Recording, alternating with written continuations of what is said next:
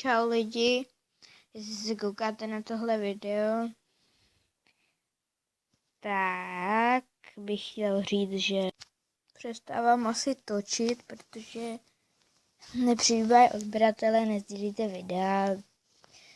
To je o ničem, akorát se strapňuju, ale se na mě koukají 2 lidi, ani ne.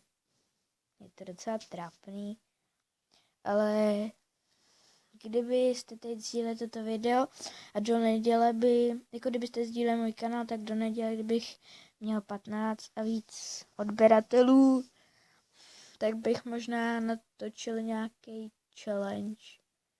Nebo já ho natočím, já už mám předtočený, ale hele, já vám ho vydám dneska a když bude nějaký úspěch a pozdílíte můj kanál, tak bych natáčel dál, ale protože podpora je malá a to mě docela nebaví. Takže čau.